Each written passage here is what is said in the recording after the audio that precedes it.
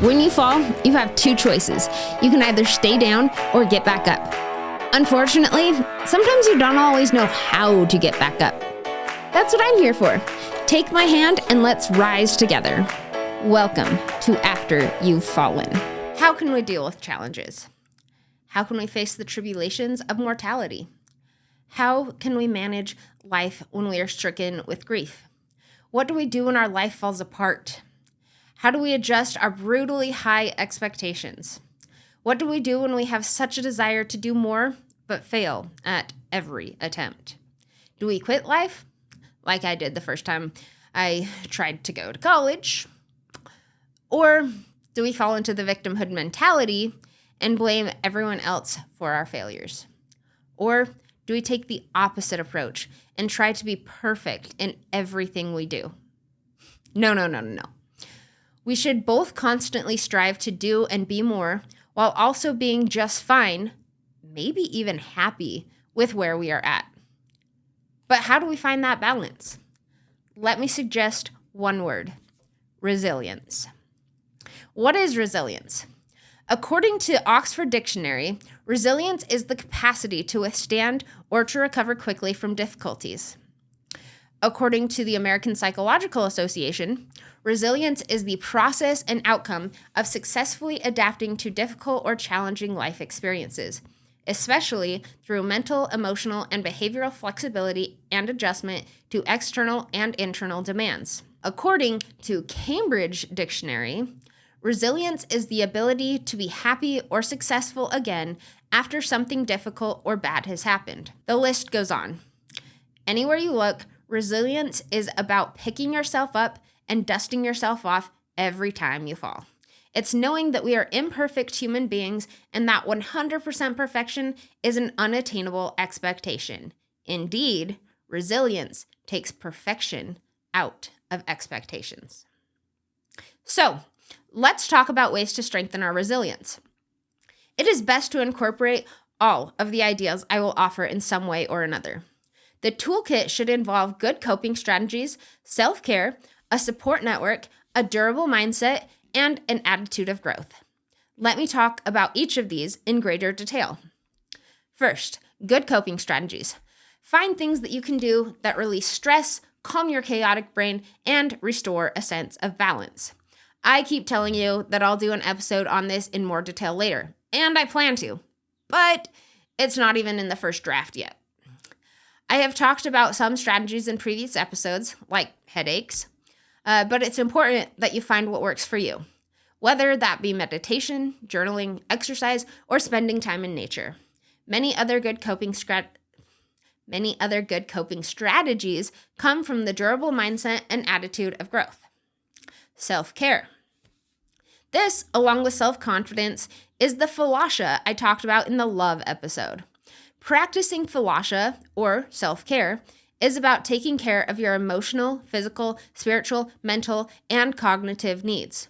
This includes getting enough sleep, eating healthy, getting proper exercise, taking a moment to yourself each day, oftentimes in prayer, and anything else that helps to boost you physically, emotionally, etc. Feelings of personal confidence can come from those sort of things, but it really comes from recognizing the good that you do. Listening to this podcast is one of them. Trying to improve and become a better person is one of them. What other things do you do that strengthen yourself and or others that you can be appropriately proud of? Third, a support network. I cannot stress enough how beneficial it is to have a stable, reliable support network. At some point, I plan on doing an episode where I talk about all of the different doctors, therapists, etc. that are important to add to your support network for those of us with traumatic brain injuries. However, this means that even for the broader public, your support system may not only include family, friends, or colleagues. It's important to build and maintain positive relationships with people who can provide both practical and emotional support. You do, in fact, need both, practical and emotional. Practical comes in ways of logic and reason, oftentimes with a search for answers. But there are many challenges that don't have any answers. This is where you need the emotional support to help encourage you and get you through it. For many of my listeners, I'm sure there are people you may need to communicate your needs and abilities because you probably can't function the way a normal person can or the way that you could before. A durable mindset. A durable mindset comes with many different facets. Today, I want to talk about optimism, gratitude, setting and achieving goals, perseverance, and learning from adversity. So first, optimism. Optimism is hard. It's particularly frustrating after TBI because the brain gets rewired into negative thoughts, very literally. For some reason, our brains tend to gravitate towards uglier memories and hold on to them. And actually, in the case of traumatic events, it is physiological. Because of the surge of adrenaline at the time of the traumatic incident, our brains remember them crystal clear, even if it blocks it from our conscious memory, but it holds on to the pain. However, that doesn't mean that it's impossible. This is where gratitude helps so much. So let's talk about gratitude. Gratitude can also be quite tricky. As I mentioned in the most recent episode, Predictable Unpredictability, keeping a gratitude or tender mercies journal has literally saved my life both physically and spiritually. Now, to achieve goals that we set, sometimes we may have to adjust our expectations, especially for those of us who have had a sudden disruption of functionality and it's still hard to accept it. Accomplishing baby tasks, whether they be in progress to a bigger goal or not, should be something we can be proud of. Self-esteem also comes from patting ourselves on the back for the little things, which, for the record, I am terrible at. Perseverance is something many of us have to grapple with over and over. This is why I've come to so many different conclusions that I will address in all of my Why Do Bad Things Happen to Good People episodes. This comes from the idea that in order to grow, you must endure challenging times and difficulties. It's important to find joy in the journey, or, as Miley Cyrus illustrates it, it's the climb. There's always going to be another mountain. I'm always going to want to make it move.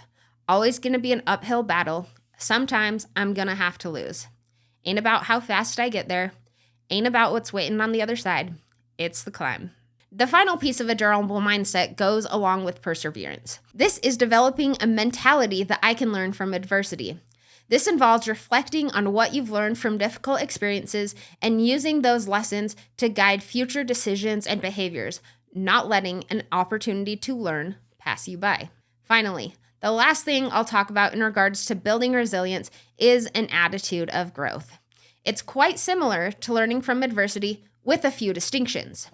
An attitude of growth is more than just understanding that bad things happen to everyone, but also understanding that no one is perfect. Life is about making mistakes, learning from them, and coming out on the other side as an even better person. Believing that we can become something more is believing that mistakes are opportunities for growth and that regardless of what we have or have not done, we are worth so much more. Imagine a picture of your younger self, and every time you get angry with yourself, pulling out that picture and saying those things to that person. Would you feel okay with that? I presume not. If you need to, put that picture in your wallet or on your phone and look at it every time you get irritated. Remember that that little boy or girl is you. You wouldn't want to discourage your younger self from growing into the beautiful person you are capable of becoming.